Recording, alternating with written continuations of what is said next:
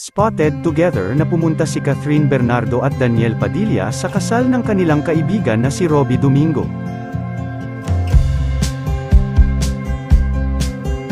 Dito na rin nakita ang aktor na si Daniel Padilla sa kanyang bagong look matapos ang hiwalayan nila ni Catherine Bernardo. Dumagondong sa showbiz industry ang hiwalayan ng Kathniel. Saan man sulok ng mundo ay pinag-usapan ito. Sa ipinakita na ugali ni Daniel sa pilit na panunuyo nito kay Catherine Bernardo na gustong makipagbalikan. Tila hindi umuubra ang pagiging sweet ni Daniel sa naganap na kasal ni Robby Domingo. Makailang beses nag-try si Daniel Padilla sa sweet moment kay Catherine ngunit wala talagang effect sa actress ang ginagawa nito. Makikita sa picture kung saan hawak-hawak ni Daniel Padilla ang braso ni Catherine Bernardo ngunit makikita naman na deadma lang talaga ito. Makikita din sa video kung saan naglalakad si Catherine at sinusundan siya ni Daniel Padilla. Makikita ulit sa video kung saan nasa harap si Catherine Bernardo at pinuntahan siya ni Daniel Padilla upang kausapin. Madaming beses raw na nakita ang actress na lumalayo kay Daniel ngunit pilit talaga siyang sinusundan ni Daniel. Madami naman ang naaawa kay Daniel Padilla dahil hindi pa rin ito sumusuko matapos ang ilang buwan na pagdedma sa kanya ni Catherine. Ngunit may mga nagsasabi din na malapit nang bumigay ang actress at makikipagbalikan na ito kay Daniel. Sinabi na ni Catherine na wala nang dapat balikan sa nakaraam at looking forward na siya sa kasalukuyan. Bagamat narito naman ang buong kaganapan sa kasal ni Robby Domingo at sweet moments ni Daniel Padilla kay Catherine Bernardo.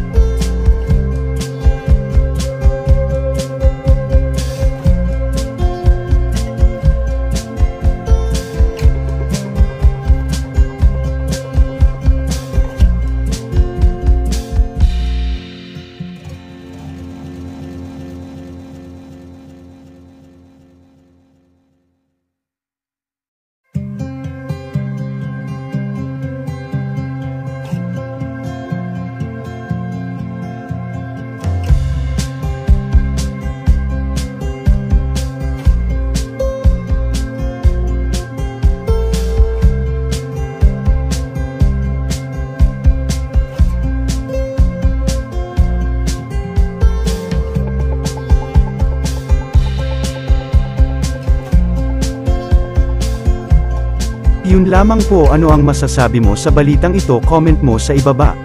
Huwag kakalimutan i-like ang video na ito. Maraming salamat po sa panunood.